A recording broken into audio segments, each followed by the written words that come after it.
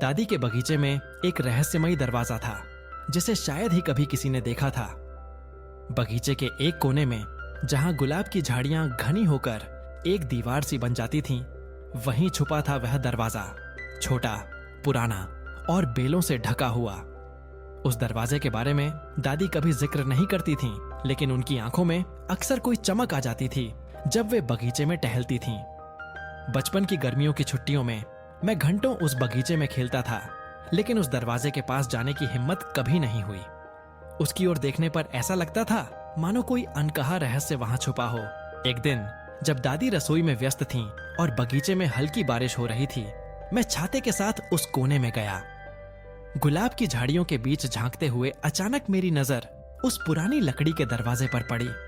उसकी सतह पर बेलों के साथ साथ वक्त की धूल भी जमी हुई थी। उत्सुकता ने डर पर काबू पा लिया और मैंने धीरे धीरे बेलों को हटाया। दरवाजे के बीच में एक छोटा सा पीतल का हैंडल था जो समय के साथ काला पड़ गया था। मेरा दिल जोर जोर से धड़कने लगा, मानो कोई बड़ा कारनामा करने जा रहा हूं। हाथ बढ़ाकर जब मैंने हैंडल घुमाया तो दरवाजा एक धीमी चरमराहट के साथ खुल गया। उसके उस पार एक बिल्कुल अलग ही दुनिया थी। वहां कोई आम बगीचा नहीं था, बल्कि रंग बिरंगे फूल, विशाल पेड़ और जामुनों से लदी झाड़ियां थीं जिन पर तितलियां मंडरा रही थीं। हवा में एक मीठी खुशबू थी जो आम फूलों से अलग थी। जमीन पर बिछी घास इतनी नरम थी कि जैसे मखमल हो। वह जगह दादी के बगीचे से कहीं ज्यादा सुंदर और जादुई थी।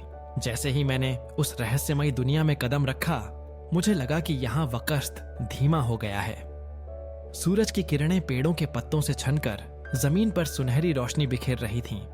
वहां एक झरना भी था जिसकी कलकल ध्वनि वातावरण को और भी मधुर बना रही थी। पेड़ पौधों के बीच रंग बिरंगे पक्षी चहचहा रहे थे और कुछ छोटे खरगोश उछल कूद कर रहे थे। मुझे लगा जैसे मैं किसी परी कथा में आ गया हूं। मैं आगे बढ़ा तो देखा कि एक बड़ी सी तितली मेरे सामने आकर रुक गई। उसके पंखों पर नीले और सुनहरे रंग की झिलमिलाहट थी। वह मुझे एक छोटे से रास्ते की ओर ले गई जो झाड़ियों के बीच से होकर निकलता था।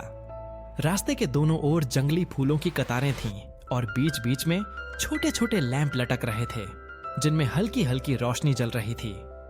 तितली के पीछे पीछे चलते हुए मैं एक पेड़ के नीचे पहुंचा जहां एक बूढ़ा कछुआ बैठा था। कछुए ने मुझे देखकर मुस्कुराया और कहा, तुम पहली बार यहां आए हो, है ना? यह जगह उन लोगों के लिए है जो अपने दिल में जिज्ञासा और विश्वास रखते हैं। उसकी आवाज बहुत शांत और भरोसेमंद थी। उसने मुझे बताया कि यह बगीचा दादी के बचपन की यादों, उनकी कल्पनाओं और प्यार से बना है।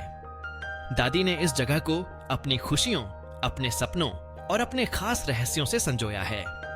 यह दरवाजा केवल उन्हीं के लिए खुलता है जो सच्चे मन से खोजते हैं, कछुए ने कहा।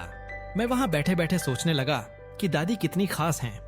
उनका प्रेम, उनकी कहानियां और उनका जादुई बगीचा सभी कुछ अनमोल हैं। कछुए ने मुझे बगीचे की और चीजें दिखाईं। एक पेड़ जिसकी शाखाओं पर रंग बिरंगे झूले लटके थे, एक छोटी सी झील जिसमें सुनहरे कमल खिल रहे थे और एक पत्थर की बेंच जिस पर बैठकर दादी अक्सर अपनी डायरी लिखती थीं। उसने बताया कि यहाँ हर फूल, हर पत्ता और हर रंग दादी की यादों की निशानी है। कुछ देर बाद मैंने बगीचे में घूमते घूमते अपने दिल में एक अजीब सी ताजगी महसूस की। यह जगह मेरी कल्पना से कहीं सुंदर थी और यहाँ की हर चीज में दादी का प्यार झलक रहा था।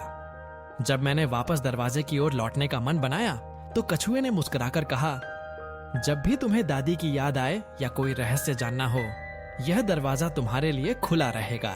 मैं दरवाजे के पार लौटा और खुद को फिर से दादी के बगीचे में पाया, लेकिन अब वह कोना, वह दरवाजा और उसकी दुनिया मेरे लिए हमेशा के लिए खास हो गई थी।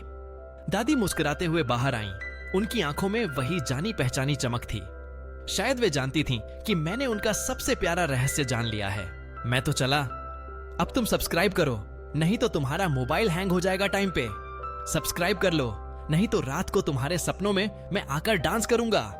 लाइक करो, सब्सक्राइब करो, शेयर करो और हाँ, पानी पी लो। तुम थक गए होगे हंसते हंसते। और मस्त रहो भाइयों। Bye bye.